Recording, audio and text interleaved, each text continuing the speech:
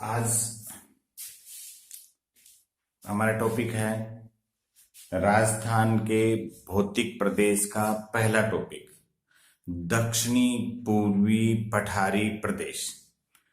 देखो, सामान्य परिचय में मैंने बता दिया था कि भौतिक किसे कहते हैं, भौतिक प्रदेशों का विभाजन किन किन विद्वानों ने किया, किन किन भूगोलवेताओं ने किया, और कितने भौतिक प्रदेश, 4 भौतिक प्रदेश है। उसमें से पहला है दक्षिणी पूर्वी पठारी प्रदेश। इसकी दिशाएं बता दी थी कि भाई दक्षिणी पूर्वी क्यों कहा जाता है। तो देखो, अब अपन करते हैं दक्षिणी पूर्वी पठारी प्रदेश। देखो, दक्षिण पूर्व इसलिए कहा गया, एक समझाने के लिए मैं फिर बता देता हूं। कोई भी, ये मानो आपका कोई खेत है, खेत क्या है, खेत है। इसके मध्य में से 2 लाइन खींच दो, इसके मध्य में से यहां और इसके मध्य में से। तो देखो, ये तो दक्षिणी भाग, दक्षिण, ये पूर्वी भाग, पूर्वी भाग। तो ये जो संपूर्ण, ये वाला हिस्सा है, ये संपूर्ण ये हिस्सा है, इसके दक्षिण और पूर्व के बीच में ये संपूर्ण जो भाग है, ये संपूर्ण भाग है, ये क्या कहलाएगा, दक्षिण पूर्वी, दक्षिण पूर्वी कहलाएगा। ये संपूर्ण भाग क्या कहलाएगा, दक्षिण पूर्व। इसीलिए राजस्थान के जो ये क्षेत्र है, इसको देखो बीच में से, राजस्थान को बीच में से ये पार्टिसिपेट कर दिया, यहां से इसको 2 भागों में बांट दिया। तो इसका ये संपूर्ण क्षेत्र, ये यहां से यहां तक, देखो ये दक्षिण, ये पूर्व, तो ये सारा संपूर्ण क्षेत्र क्या कहलाएगा, दक्षिण पूर्वी। और यहां पर पठार है, इसलिए दक्षिण पूर्वी पठारी क्षेत्र कहते हैं।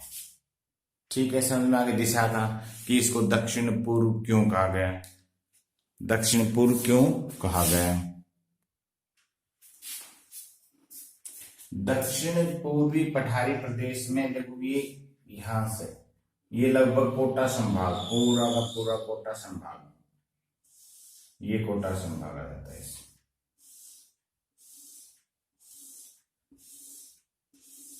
ये कोटा, पूरा कोटा संभाग आता है। कोटा संभाग में 4 जिले हैं मुख्य रूप से, बूंदी, कोटा, झालावाड़ और बारां। बूंदी, कोटा, झालावाड़ और बारां, ये संपूर्ण क्या है, इसमें पठारी प्रदेश है। और उच्चावच के आधार पर पहले ही बताया था, पठार लगभग समुद्र तल से 600 मीटर की ऊंचाई होती है, उसे हम पठार कहते हैं। तो ये पठारी क्षेत्र है राजस्थान का। तो देखो, इस सबसे पहले आता है कि इसकी उत्पत्ति। अब हम किन किन बातों पर चर्चा करेंगे। सबसे पहला पॉइंट है उत्पत्ति। उत्पत्ति, इस पठारी प्रदेश की उत्पत्ति कैसे हुई। दूसरा पॉइंट पढ़ेंगे कि इसका विस्तार कहां है, विस्तार। और तीसरा पॉइंट पढ़ेंगे इसकी विशेषताएं क्या हैं।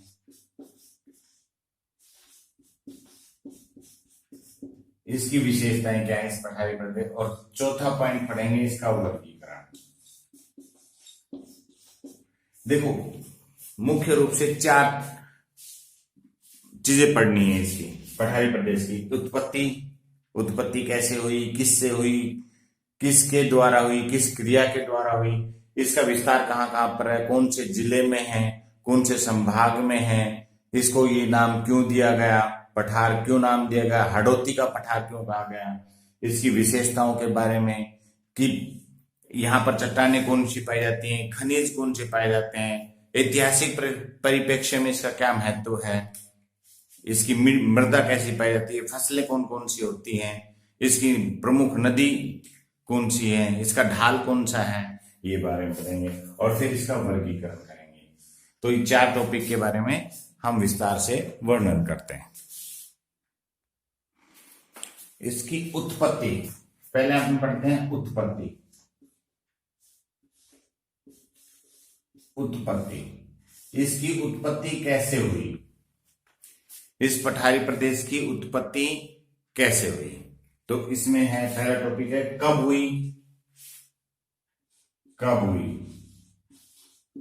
कब? मध्यजीवी, मध्यजीवी कल्प, जिसे क्या कहा जाता है? मध्यजीवी जो कल्प है उसे मेसोजोइक,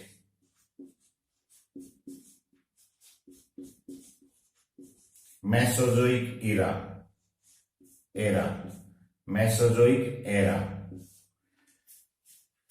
ये भूगर्भीय सारणी है। मध्यजीवी कल्प या जिसको मेसोजोइक एरा कहते हैं, उसके क्रिटेशियस काल में हुई।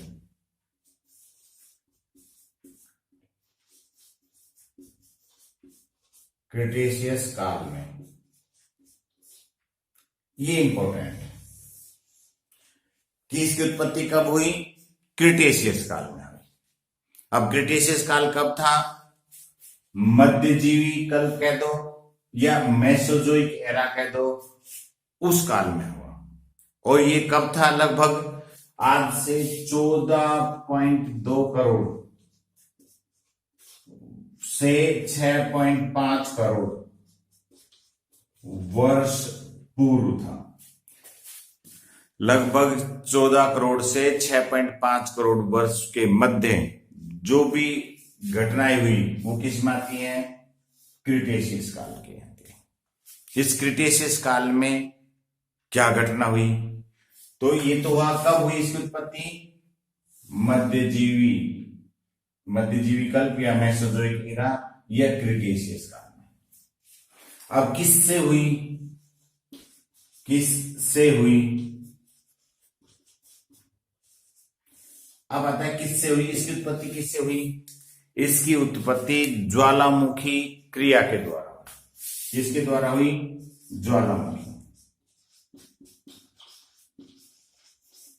ज्वालामुखी क्रिया द्वारा। अब देखो ज्वालामुखी, जिस ज्वाला का मतलब आग और मुखी का मतलब मुंह, जिसके मुंह से आग निकलती हो उसे क्या कहते हैं? ज्वालामुखी। और ज्वालामुखी क्रिया, यानी क्रिया जब आ जाती है तो संपूर्ण घटनाएं होती हैं। अब देखो संपूर्ण घटनाएं क्या, जैसे उदाहरण के रूप में ये मैग्मा चैम्बर,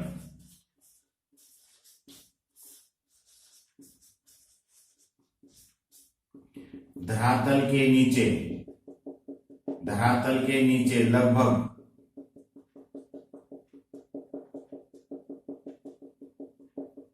जो मेंटल है, पृथ्वी का जो मेंटल वाला क्षेत्र है, वहां से ये मैग्मा उत्पन्न होता है। क्योंकि आंतरिक भाग में, जैसे जैसे पृथ्वी के आंतरिक भाग में जाएंगे वहां गर्म है, यानी तापमान अधिक है। तापमान अधिक होने से ये मेल्ट हो जाती हैं, जो चट्टानें हैं पिघल जाती हैं। और पिघला हुआ रूपी, पृथ्वी के आंतरिक भाग में पिघला हुआ रूपी क्या कहलाता है? मैग्मा। और जहां पर ये मैग्मा बनता है उसको मैग्मा चैम्बर कह दिया। तो पृथ्वी के आंतरिक भाग में ये मैग्मा जब पिघल जाता है तो हल्का होता है। हल्का होने के कारण ये भार ऊपर की ओर उठता है, और ऊपर की ओर उठता है जहां पर धरातल कमजोर होता है। जैसे मान लो यहां पर धरातल कमजोर है तो इस धरातल पे दरारें आएंगी और दरार के माध्यम से ये मैग्मा बाहर आएगा। और मैग्मा बाहर आएगा, बड़े विस्फोट के साथ आता है तो पर्वतों का निर्माण करता है। विस्फोट के साथ आता है तो क्या होगा? पर्वतों का निर्माण होगा। ऐसे ये पर्वत का निर्माण हो गया। यहां से मैग्मा आया और ये मैग्मा यहां फैल गया और ये क्या हो गया? पर्वतों का निर्माण होगा। एक दूसरा ज्वालामुखी उद्गार ही होता है, लेकिन उसे दरारी उद्गार कहते हैं। अब देखो दरारी उद्गार, ये मैग्मा चैम्बर,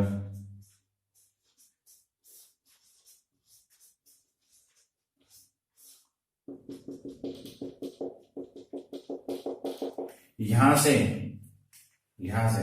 दरार के माध्यम से, इस दरार के माध्यम से यहां पर ये फैल गया, इस दरार के माध्यम से यहां पर ये फैल गया,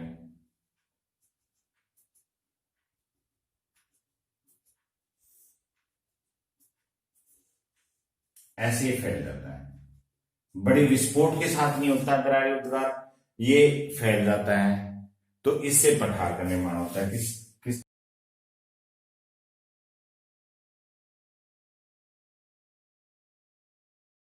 किसका निर्माण होता है?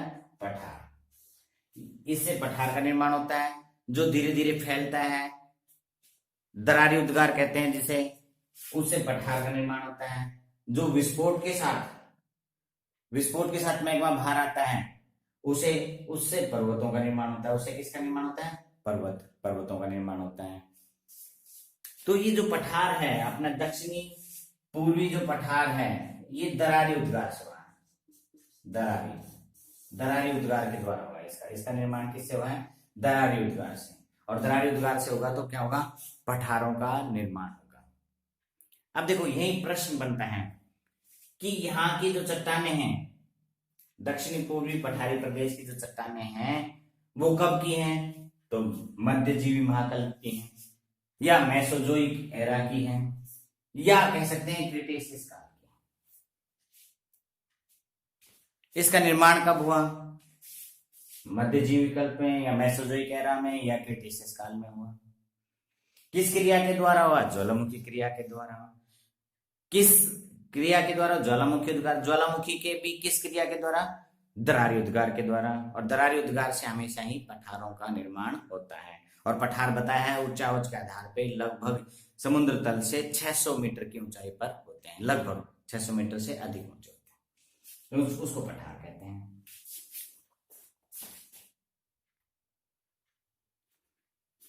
अभी उत्पत्ति में ही ये पढ़ा आपने, इसका निर्माण कब हुआ, किस क्रिया के द्वारा हुआ, और एक यही है कि ये किसका भाग है, किसका भाग है, ये प्रश्न उठता है, किसका भाग है। तो ये जो दक्षिणी पूर्वी पठारी प्रदेश है, ये गोंडवाना लैंड का भाग है। किसका भाग है? गोंडवाना लैंड, गोंडवाना लैंड का भाग है। अब ये गोंडवाना लैंड क्या होता है? देखो, जब पृथ्वी का निर्माण हुआ, सर्वप्रथम जब पृथ्वी का निर्माण हुआ, उस समय पृथ्वी पर दो ही उच्चावच थे। पृथ्वी के मध्य भाग में, पृथ्वी के मध्य भाग में तो था, ये जो है पृथ्वी का मध्य भाग, इसे पैंजिया कहा। पैंजिया जो क्या था? स्थलखंड था। स्थलखंड था, जिसे महाद्वीप भी कह सकते हैं। द्वीप भी कह सकते हैं, जिसे महाद्वीप भी कह सकते हैं। और इसके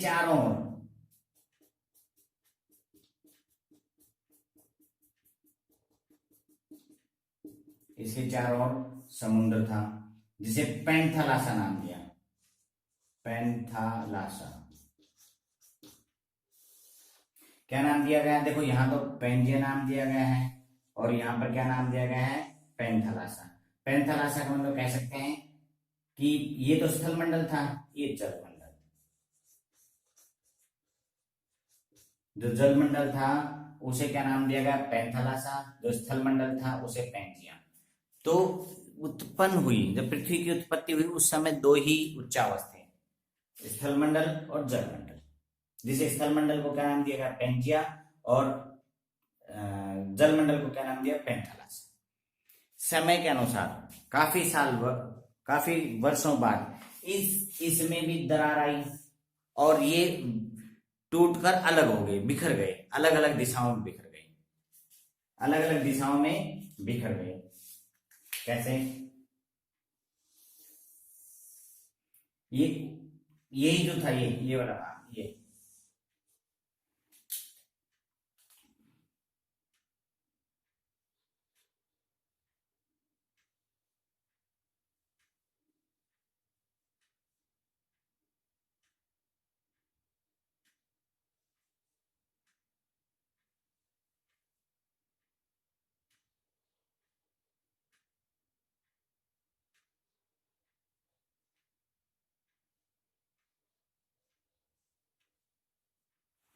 ये दो भागों में बिखर गए। कब हुआ? कार्बोनिफेरस युग में। कब इनका हुआ? कार्बोनिफेरस।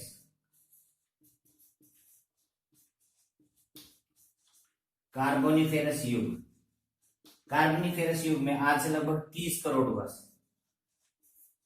30 करोड़ वर्ष पूर्व इनमें दरार आई और ये विभाजित हो गए। विभाजित हो गए तो देखो इसके उत्तर वाला भाग, ये देखो इसके उत्तर में, ये उत्तर वाला भाग तो क्या कह रहा है? अंगारा लैंड।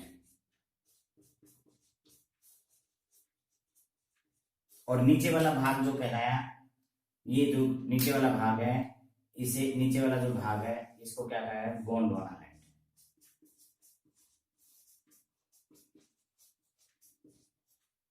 इसको गोंडवाना लैंड। तो गोंडवाना लैंड जो भाग है वो पेंजिया का दक्षिणी भाग है। पेंजिया का दक्षिणी भाग है, जो टूटकर नीचे बिखर गए थे वो ये हिस्से हैं। तो गोंडवाना लैंड में देखो भारत का हिस्सा भी, प्रायद्वीपीय भारत भी आता है, ऑस्ट्रेलिया भी आता है, दक्षिणी अमेरिका भी आता है और अंटार्कटिका, अंटार्कटिका महाद्वीप भी आता है। तो ये पेंजिया के भाग है। अब इसी और इस पेंजिया के जो दक्षिणी भाग था उसको क्या नाम दिया? गोंडवाना लैंड। तो इसी का ही भाग है ये प्रायद्वीपीय पठारी प्रदेश, अपना भारत का प्रायद्वीपीय पठारी प्रदेश। और उसी पठारी प्रदेश का ही हिस्सा है ये दक्षिणी पूर्वी पठारी प्रदेश, राजस्थान का दक्षिणी पूर्वी पठारी प्रदेश, इसलिए इसको क्या कहा गया? गोंडवाना लैंड का हिस्सा है।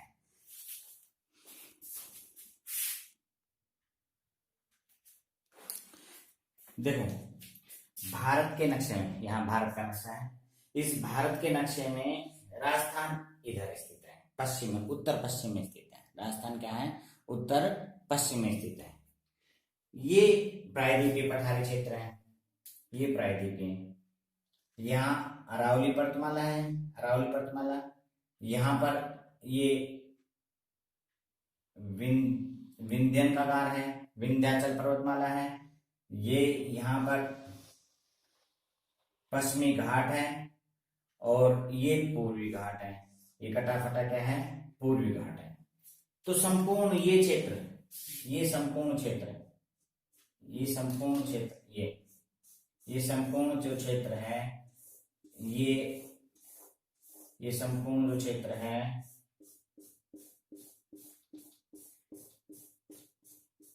ये प्रायद्वीपीय पठार कहलाता है। प्रायद्वीपीय पठार कहलाता है, प्रायद्वीपीय पठार। और इसी प्रायद्वीपीय पठार का उत्तरी हिस्सा देखो, ये दक्षिणी पूर्वी पठारी प्रदेश, राजस्थान का दक्षिणी पूर्वी पठारी प्रदेश ये है। तो देखो समझने की कोशिश करो, ये जो दक्षिणी पूर्वी पठारी प्रदेश है वो किसका भाग है? गोंडवाना लैंड का। तो भारत का जो प्रायद्वीपीय पठारी प्रदेश है ये गोंडवाना लैंड का भाग है। ये किसका है? गोंडवाना लैंड। ये गोंडवाना लैंड का भाग है। और इसी का ही भाग क्या है? राजस्थान का दक्षिणी पूर्वी पठारी प्रदेश। इसीलिए इसको क्या कहा गया कि राजस्थान का जो दक्षिणी पूर्वी पठारी प्रदेश है वो गोंडवाना लैंड का ही भाग है। या इसे ये कह सकते हैं कि राजस्थान का जो ये दक्षिणी पूर्वी पठारी प्रदेश है वो किसका हिस्सा है? तो प्रायद्वीपीय पठार का हिस्सा कह सकते हैं या गोंडवाना लैंड का हिस्सा कह सकते हैं। ठीक है, समझ में है? देखो उत्पत्ति की बात की हमने पहले, उत्पत्ति में कि दक्षिणी पूर्वी जो पठारी प्रदेश है इसकी उत्पत्ति कैसे हुई, किस क्रिया के द्वारा हुई और किसका हिस्सा है। तीन बातें पढ़ी उत्पत्ति में कि इसकी उत्पत्ति कब हुई, किस क्रिया के द्वारा हुई और किसका भाग है।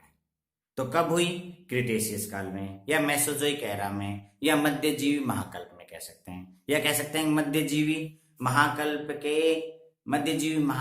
के क्रिटेशियस काल में। किस क्रिया के द्वारा हुई? ज्वालामुखी क्रिया द्वारा। ज्वालामुखी की किस क्रिया के द्वारा? दरारी उद्गार के द्वारा, जिससे पठारों का निर्माण होता है। और अंत में आता है कि किसका भाग है, तो इसको प्रायद्वीपीय पठारी भाग भी कह सकते हैं या गोंडवाना लैंड का भाग भी कह सकते हैं। ये मैंने आपको समझा दिया था।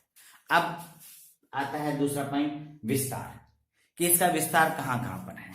तो विस्तार में देखो सबसे पहले कि संभाग, पहला आता है संभाग।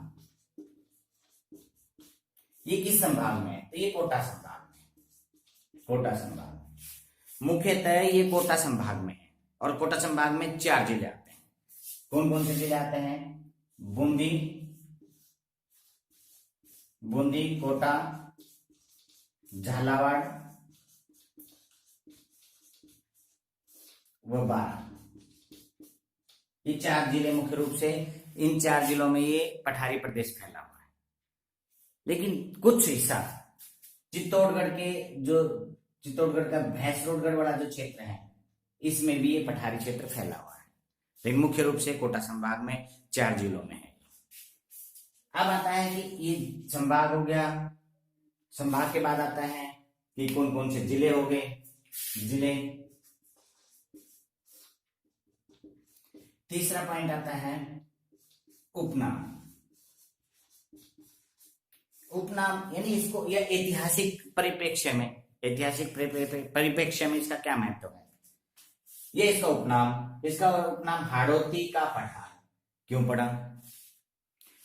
इस क्षेत्र में, दक्षिणी पूर्वी क्षेत्र में, नहीं कोटा संभाग, बूंदी, कोटा, झालावाड़, इस क्षेत्र में हाड़ा वंश का राज्य था। प्राचीन काल में हाड़ा वंश का राज्य था। हाड़ा वंश के आधार पर इस हाड़ौती का, हाड़ा वंश का राज्य, इसीलिए इसको नाम पड़ा हाड़ौती, हाड़ौती का पठार। देखो यहां पर अब आता है कि इसका क्षेत्रफल कितना है। क्षेत्रफल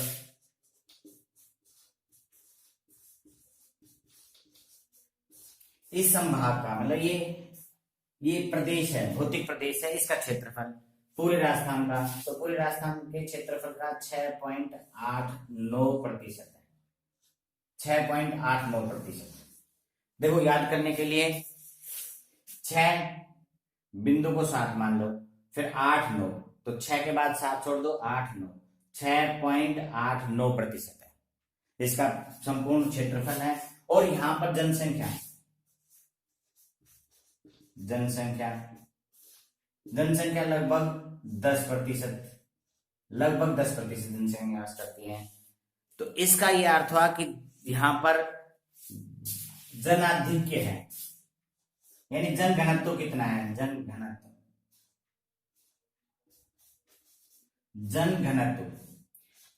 यहां पर क्या है, अधिक होगा।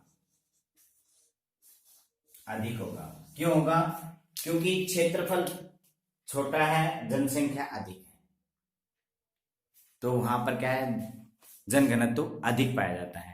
तो राजस्थान का इस प्रदेश में जनघनत्व के हिसाब से दूसरा, सेकंड स्थान है। प्रथम स्थान पर पूर्वी मैदान में है, पूर्वी मैदान।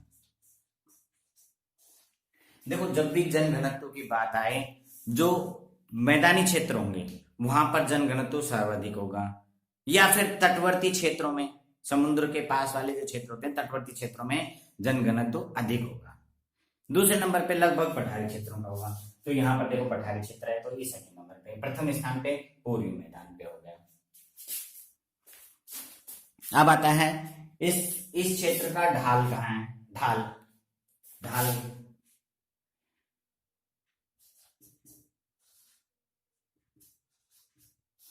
देखो ढाल का निर्धारण पानी के बहाव से होता है। तो यहाँ की प्रमुख नदी मुख्य रूप से चंबल नदी है। देखो यहाँ की मुख्य रूप से नदी कौन सी है, चंबल नदी। चंबल नदी यहाँ से प्रवाहित होती हुई इटावा के पास यमुना में मिल जाती है। तो देखो इसका ढाल मुख्य रूप से, यदि ढाल केवल दिशा पूछी जाए तो कहेंगे दक्षिण से उत्तर की ओर। इसका ढाल क्या है, दक्षिण से उत्तर की ओर, क्योंकि यहाँ दक्षिण से ऊपर की ओर जा रही है, ये नदी उत्तर की ओर जा रही है। लेकिन यदि चारों दिशाएं दे दी जाए तो इसका हो जाएगा दक्षिण पश्चिम से पश्चिम से उत्तर पूर्व की ओर, पूर्व की ओर इसका ढाल है। कैसे? देखो, ये नदी यहां से ऐसे जा रही है, ऐसे जा रही है, तो इसको दो भागों में बांट दो, वैसे ही दिशा मैंने बताई थी, दो भागों में बांट दो। तो यहाँ ये इधर से चल रही है, इधर से चल रही है ना, तो दक्षिण पश्चिमी, दक्षिण पश्चिमी चली और किधर गई? उत्तर पूर्व की ओर गई। तो इसकी दिशा क्या होगी? दक्षिण पश्चिम से उत्तर पूर्व हो जाएगी, दक्षिण पश्चिम से उत्तर पूर्व इसकी दिशा हो जाएगी। तो इसका ढाल क्या हो जाएगा? दक्षिण पूर्व से उत्तर पूर्व की ओर इसका ढाल हो जाएगा। अब देखो मैप के माध्यम से, मैप के माध्यम से देखो, ये देखिए भारत का नक्शा है। इस भारत के नक्शे में राजस्थान, देखो मैं जूम करके दिखा देता हूं आपको, राजस्थान, इस भारत के नक्शे में ये राजस्थान है,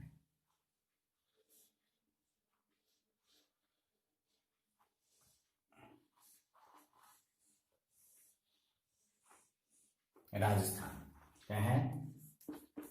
राजस्थान, राजस्थान। और राजस्थान में ये दक्षिणी पूर्वी पठारी प्रदेश, जिसे हाड़ौती का पठार भी कहते हैं, जिसे क्या कहते हैं? हाड़ौती का पठार भी कहते हैं।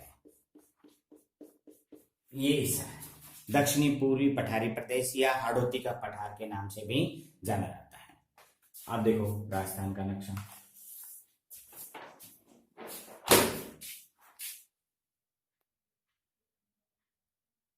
देखो राजस्थान में ये कोटा संभाग, कोटा संभाग का ये हिस्सा, ये बूंदी, बूंदी, ये कोटा, झालावाड़, ये झालावाड़, फिर बारा जिला, और फिर ये वापस कोटा संभाग आता है। ये संपूर्ण, ये जो संपूर्ण क्षेत्र है, ये संपूर्ण क्षेत्र है, ये क्या है? दक्षिणी पूर्वी पठारी प्रदेश है। पठारी, ये पठारी क्षेत्र है जिसकी औसत ऊंचाई लगभग 530 मीटर है, औसत ऊंचाई लगभग 530 मीटर है। इसमें कौन कौन से जिले आते हैं? देखो ये बूंदी जिला, ये कोटा जिला, ये झालावाड़ जिला आ गया, और ये क्या आ गया? ये बारा जिला। तो मुख्य रूप से बूंदी, कोटा, झालावाड़ और बारा जिले, इसमें ये फैला हुआ है, ये पठारी प्रदेश। कुछ हिस्सा चित्तौड़गढ़ के इस वाले क्षेत्र में, चित्तौड़गढ़ के भैंसरोडगढ़ वाला जो क्षेत्र है, इसमें भी ये पठारी क्षेत्र है। थोड़ा बहुत ये यहाँ पर आता है, सवाई माधोपुर में भी फैला है थोड़ा बहुत, लेकिन मुख्य रूप से कोटा संभाग ही कहेंगे। पूछा जाए कि पठारी क्षेत्र कितने जिलों में? 4 जिलों में। कौन कौन से? कोटा, बूंदी, झालावाड़ और बारा में, इनमें फैला हुआ है। और यहाँ हाड़ौती का पठार क्यों कहा गया? क्योंकि कोटा बूंदी में हाड़ा राजा का वंश था, हाड़ा वंश का राज्य था, शासन था, उसी के आधार पर इसको हाड़ौती का पठार नाम दिया गया। अब देखो इसकी प्रमुख नदी देखो ये है, यहां से ये देखो, ये बह रही, ये जो नदी है, ये मुख्य रूप से ये नदी है चंबल नदी है, जो मध्य प्रदेश के जानापाव पहाड़ी से निकलती है। मध्य प्रदेश के जानापाव पहाड़ी से निकलकर ये चित्तौड़गढ़ के भैंसरोडगढ़ में प्रवेश करती है, और प्रवेश करके फिर ये कोटा और बूंदी की सीमा बनाती हुई सवाई माधोपुर, करौली, धौलपुर से फिर ये उत्तर प्रदेश में प्रवेश कर जाती है। उत्तर प्रदेश के इटावा नामक स्थान पर ये यमुना मिल जाती है। तो देखो ये ढाल बताया था, ढाल। अब इसी पठारी प्रदेश को देखो, वही भागों में बांट दो दिशा ज्ञात करने के लिए, ये लो। तो देखो ये वाला हिस्सा तो क्या हो गया? दक्षिण पश्चिम, और ये क्या हो गया? उत्तर पूर्वी। तो इसका ढाल किस ओर हो जाएगा? दक्षिण पश्चिम से उत्तर पूर्व की ओर हो जाएगा। दक्षिण पश्चिम से उत्तर पूर्व की ओर इसका ढाल हो गया है। तो प्रिय विद्यार्थियों, मैंने दक्षिणी पूर्वी पठारी प्रदेश के 2 पॉइंट बताए हैं कि इसकी उत्पत्ति कैसे हुई और इसका विस्तार कहाँ है। ये आगे अपन पढ़ेंगे इसकी विशेषताएं और इसका वर्गीकरण, दक्षिणी पूर्वी पठारी प्रदेश का वर्गीकरण और विशेषताएं अगले टॉपिक बनाएंगे। तो ये वीडियो आपको अच्छी लगे तो शेयर करें, लाइक करें, सब्सक्राइब करें और बेल आइकन को प्रेस करें ताकि आपको वीडियो अपलोड होते ही नोटिफिकेशन प्राप्त हो। धन्यवाद।